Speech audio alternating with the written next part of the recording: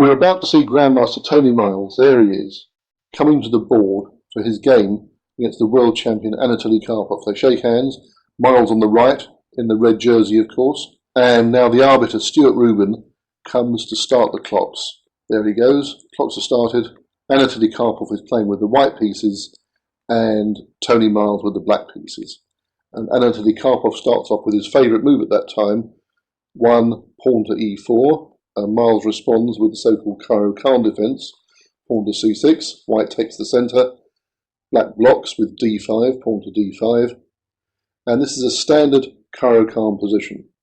Now you'll see that various pieces are flashing, and this is a relic of the German technology of the time, and it was considered by the players making their comments then, and the German commentator, Grandmaster Helmut Pfleger, that these flashing squares helped to follow the game. I'll try and integrate my comments to these flashing squares if possible, but it won't always be possible because my processes of thought aren't necessarily the same as theirs. So this is a fairly risky variation of the Karo-Khan. Black's brought out his King's Knight very quickly, invites the exchange, and he's considering taking with either pawn, either the e-pawn or the g-pawn. Both of them are possible. But as we'll see, Black decides to take with the g-pawn. Now he's got a completely wrecked pawn structure, but he has compensation in terms of open lines for his pieces. White brings out his King's Knight, Black develops the bishop to f5, and then we see Karpov, the world champion of the day, thinking about his next move. He has to decide how to handle this very risky variation from Black's point of view. And we can see that the main features of the position are that Black has double pawns on the f file, that the g file is open for his rook, that he has all sorts of open lines for his pieces, but it's not quite clear where he's going to put his king, and also his pawn structure is a complete mess. And Karpov's now considering the move bishop to f4, which he plays. Perfectly natural developing move. White's not trying for anything great out of this opening, he's just developing his pieces and hoping that in the long run Black's rather suspicious pawn structure will tell against him. And now Miles, you can see the flashing of the black queen, the flashing of the black knight. These are moves that Miles is considering. He's considering whether to develop his knight from b8 to d7, which supports the pawn thrust e5 in the middle of the board, perhaps later on. Yes, he's played it, he's brought out his knight, and now it's Karpov's turn to move, White's move, and Karpov's considering the possibility that Black might be trying to play pawn to e5 and bust open the centre at some later stage. You can see the flashing squares there. Karpov's now considering playing his bishop from f1 to e2. He's also clearly concerned about Black playing a queen to a5 check. And now he's thinking about the move pawn to c3, which rules out that queen check. And he's played the pawn to c3. So Black is deprived of the resource of playing the queen to a5 check. Now Miles' move, you can see Miles in the top right hand corner. Miles is clearly, you can see the black queen flashing, considering moving the queen out. He's also considering putting a rook on the open g file. He's torn between these two ideas of bringing out the queen and using the rook on the open file to try and attack White either on the queen side or on the king side. And now you can see by the flashes that Miles is more seriously thinking about the queenside counterattack. Yes, he's gone for that. He's brought out his queen to b6. He's renounced the idea of playing his rook to the g file, and he's concentrating instead on attacking the white pawn on b2. And Karpov has to decide whether to sacrifice the pawn and perhaps continue with a developing move, or whether to do something to defend the pawn. And of course there's an old adage in chess that you see now, Karpov bottom right thinking about his move. There's an old adage in chess that says that you should never take the queen's knight's pawn with the queen, but in cases like this, Black wouldn't just be winning a pawn, he'd be breaking into the white camp and generally causing havoc. So we see that Karpov defends his pawn, and he defends his pawn in a very aggressive way by advancing it. So the white pawn's gone to b4, Miles is considering his move. And one of the virtues of playing the move b4 is that you also clamp down on the c5 square and stop black from breaking up in the centre. And Miles is now considering, as you see, breaking open the centre with the move pawn e7 to e5. Follow those flashing squares and you'll see the black thought processes. Yes, and he's played it. He's broken open the centre and hit white very hard with the move pawn e7 to e5. And now Karpov, white to play, has to decide how to meet this. The pawn is attacking the white bishop on f4. It's also attacking the pawn on d4. Miles is also obviously considering sacrificing a bishop at some point on b4, perhaps getting several pawns for it. So I think if Karpov wanted a quiet life from this opening, he's been entirely thwarted. And in fact the board is already in flames in the centre, and all sorts of complications are arising. They were playing at quite a fast time limit, of course. It wasn't the normal international time limit then of 2.5 hours for 40 moves. It was far quicker. And Karpov has to make decisions more speedily than he would normally like to. Karpov again, world champion of the day, bottom right hand corner, considering how to meet this threat to his bishop on f4. And he's obviously thinking very strongly about taking the black pawn on e5, which certainly looks like a very sensible solution. But he's also considering now, again you can see the flashing squares, of retreating his bishop to e3. Oh, and now he's done it. He's gone to, in fact, he's gone to g3. I think this is rather a pusillanimous move. I would have taken the pawn on e5 without a doubt. But Karpov's dropped back, and now Miles, again you see him in the red jersey on the top right-hand corner, thinking about his move, and yes, he's castled queenside. And I think you can say now that the openings turned out to be a tremendous success for black. He's played this very risky variation. Karpov's entirely failed to refute it. Miles has active pieces working in all directions. He's got castled. White hasn't got castled at all. And in fact, the black weaknesses on the king side are compensated for White's weakness on the queen side. Karpov's tried to get his pieces out now. He's just played the bishop to e2, a very unpretentious move. And Miles now starts a kingside counterattack with the move pawn to h5. This is very aggressive. He's got the open g file for a rook. He's now thinking of sacrificing a pawn as well to get the open h file.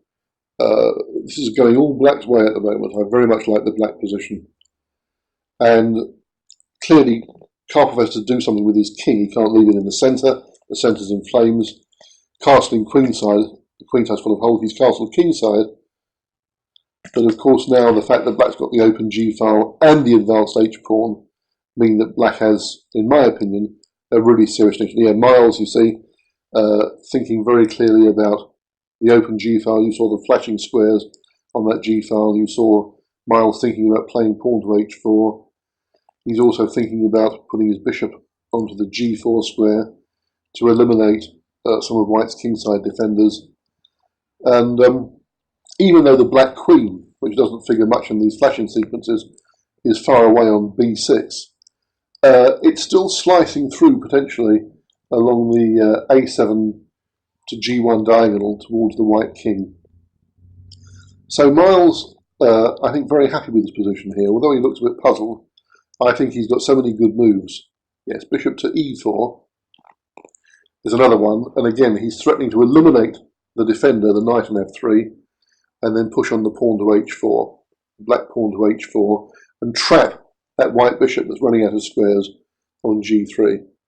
Something else that we mentioned about this game is that it was a knockout tournament, this 1983 tournament, held in Bath, and this was the final. Miles had defeated all his opponents to reach the final. Karpov had done the same, and this was the final game, first prize in the event, hung on this game. So whoever wins this game doesn't just win the game, wins the tournament as well. So it's a real needle match. Never before seen on British television. Knight to d2, Karpov's moved his knight, attacks the black bishop, but now of course one more defender has been removed from White's kingside, and Miles has to decide what to do with his bishop. We should see some flashes soon that will tell you what he's thinking. Well, he's thinking that the bishop's being attacked. He's thinking of sacrificing his bishop on the g2 square, actually. Bishop takes g2, very dramatic. And then following up with the move pawn h5 to h4, trapping white's bishop, and thus taking out some important defence from white's kingside. So that's certainly one very dangerous possibility. Now he's thinking about playing his bishop from e4 to d5, just keeping it on the board. And if it's attacked, dropping it back to e6. That's another idea. So a very tense moment here, and I think perhaps one of the decisive moments of the game. How does Miles prosecute his kingside attack? He's dropped his bishop back and retained the idea for the future of bishop takes g2. And meanwhile, he also threatens pawn h5 to h4, simply winning a piece in broad daylight. And now, as I said before, you can see the effect of the black queen on b6. White's taken the pawn. Now that's very risky. He's eliminated the threat, but he's opened up lines for black on the king side, and Miles has re-established material equality by taking in the centre. Karpov's bypassed that, hit the black bishop, which has dropped back to e6. And now Karpov consolidates his queenside pawn structure with the move pawn to a3. So in just a few moves, the whole thing's changed dramatically. The material's still equal. Black's dangerous a pawn has been eliminated. Sorry, black's dangerous h pawn has been eliminated. But black has a passed pawn on the d4 square, which can become very dangerous as it pushes forwards. White, on the other hand, has now freed his bishop on g3, and it's slicing through against the black king for a possible counterattack. So, very unbalanced position, but exactly what Miles wanted. He didn't just want to be squashed by the superior technique of the world champion. He wanted a fighting game, chances on both sides, pieces flying all over the board. I like that move by Miles. He's brought his knight into a central position, very aggressive, and he's also prepared a haven for his queen on c7, just in case white attacks it by playing the pawn from c4 to c5. And he's also increasing the power of the rook on d8 behind the passed pawn on d4. And Karpov, meanwhile, as you can see from the flashes on from the g3 bishop earlier on, is trying to think of some way of dislodging the knight and getting his bishop to join in an attack against the black king. So Karpov thinking, again you see him on the bottom right hand corner, world champion of the day, very successful, took the title from Bobby Fischer when Bobby Fischer refused to play. And Karpov played the move rook e1, adding some pressure against the black knight on e5. So there's now the possibility of bishop takes knight on e5, followed by rook takes on e5, winning a pawn, or even in some cases rook takes e5 first, sacrificing rook for knight to get a dominating bishop in the centre of the board. And the question is, will Miles bother to defend the knight, or will he try something more aggressive? He's obviously thinking about pushing on the pawn from d4 to d3, making a thorn in white's flesh, or perhaps even playing the knight into d3. That's another possibility. But you see by those flashes that Miles is very tempted by pushing on his passed pawn. And he's done it.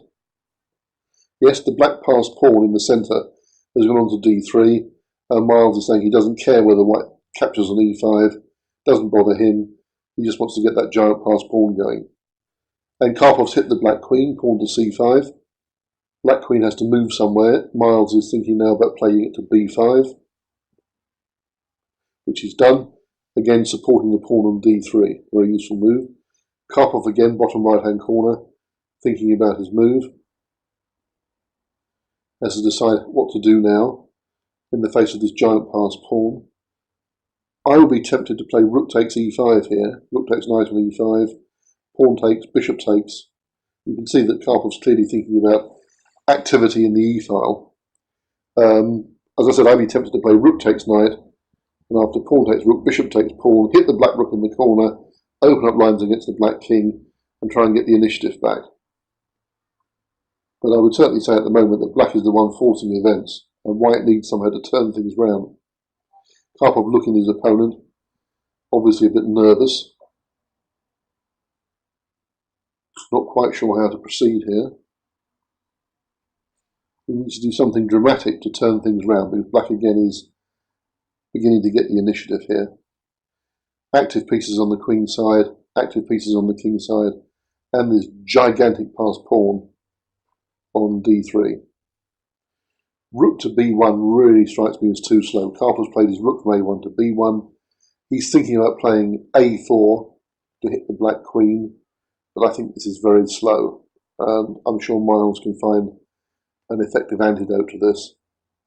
I think Karpov had to do something more active. And I said I quite like the idea of sacrificing the rook on e5.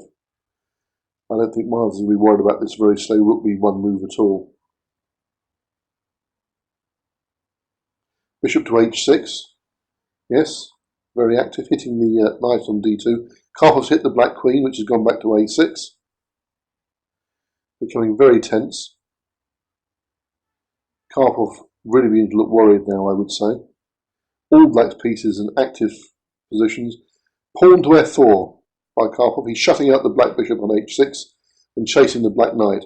But of course, by moving the pawn, he weakens his own kingside. Knight to c4. Miles is trying to remove the blockaders that are stopping the advance of his dangerous passed pawn on d3. Karpov realising, I think, by the flashes that his bishop on g3 is now really out of the game. So what is Karpov going to do now? I think he has to do something. Now he's thinking about pawn to b5.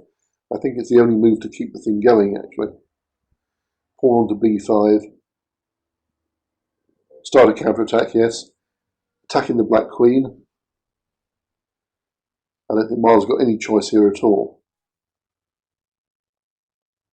He's got to get his queen out of that corner, and there's only one square it can go to. But first, of course, he can trade pawns on b5 if he wants to. Yes, he's done that, and in order to keep the black queen trapped in the corner, Karpov has to take back with the rook. Yes, he's done that. If he'd taken with the pawn, the black queen could have sailed into a2, and the blockade on d2 would have been complete.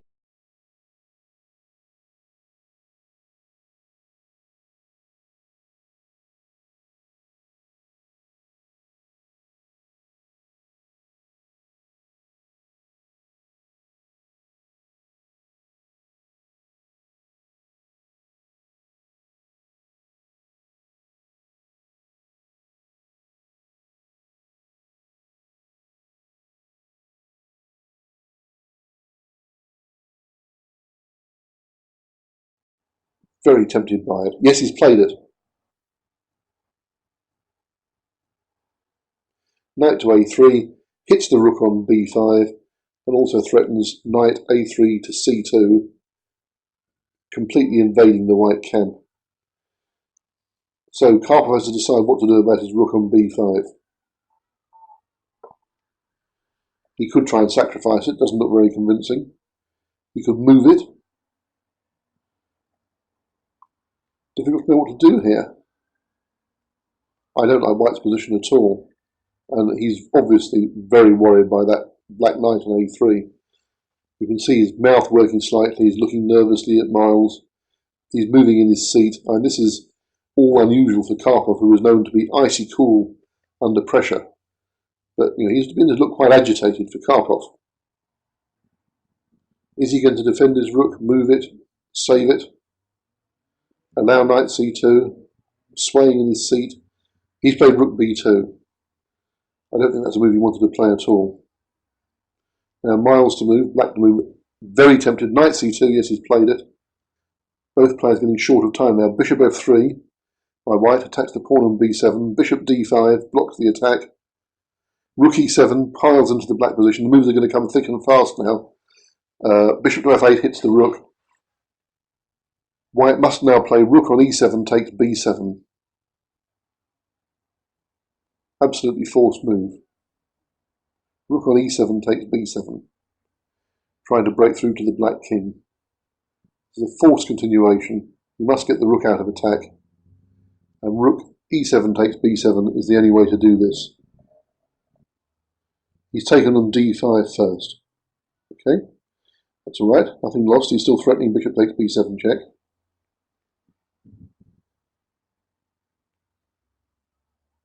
Miles takes back, and now again he must play rook on e7 takes b7, pawn on b7. There's no choice at all. It must be that rook that he captures on b7 with. He must play rook e7 takes b7. Yes, he's thinking about it. You can see he's thinking about it. Considering he's worried that if he does so, black will play bishop takes pawn and c5 check. But he still has no choice. He must do it. That is a blunder. That is the wrong way to take on b7. He's just losing the rook for bishop for nothing. And he's leaving black with the giant passed pawn. Black's going to take the rook. I think Miles doesn't understand what Karpov's up to at all. Shaking his head. Miles is now winning. He can take that rook, and white is going to lose. Remember now that both players are very short of time. They had to make their moves very quickly, and the moves are coming thick and fast. The rook's been taken, bishop takes rook. White must take back. He has no choice. I don't know why he's thinking about this. He has absolutely no choice here. He must play. Yes, he's played it. But now black is what's known as the exchange ahead. His rook for bishop ahead. He has the giant passed pawn on d3 still. All his pieces are about to become very active in support of the pawn. I think white's goose is completely cooked by now. While thinking about his move. Queen c6. Karpov obviously aware of the fact that he's blundered.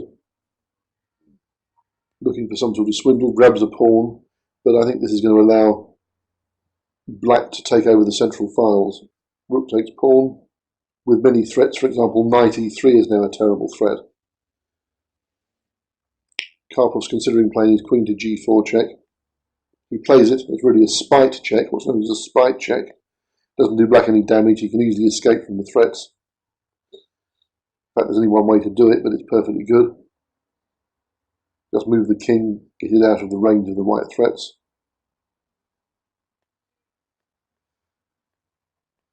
But he can also play f5. That's very clever, especially when the opponent's in time trouble, because it gets rid of one of white's attacking pieces. So he's played queen g7.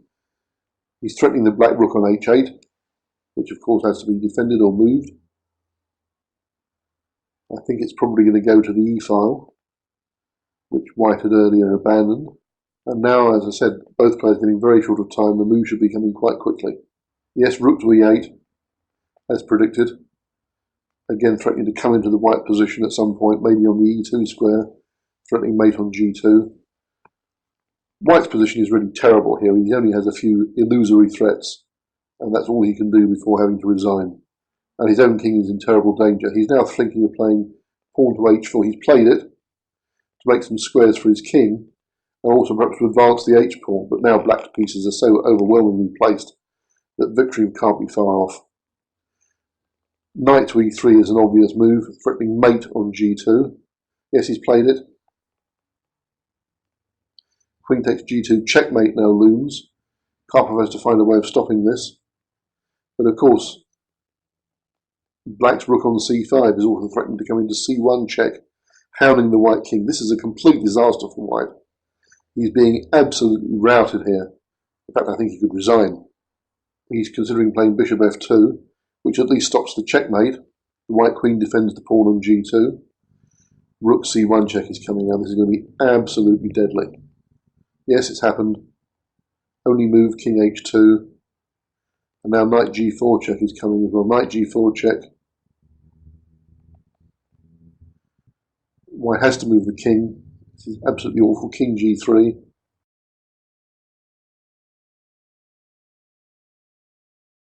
And now knight takes f2 is devastating. It's been played. As if king takes f2, rook e2 check, for example, will wipe white out completely. I don't see what white can do now. He's played knight f3. Absolute desperation. He's a rook down, under attack. Knight e4 check. King has to move. He's gone to h2. Pawn to d2, threatening to become a queen on d1. Knight takes d2 is absolute desperation. Knight takes, now black is a rook and knight ahead. And with the attack, surely white's going to resign. Yes, Karpov's given up. Miles has won. Absolute jubilation. The press there in force. People crowding around for the post-mortem, and there's the German Grandmaster, Helmut Pfleger, announcing to the world that Tony Miles has won the game and won the tournament.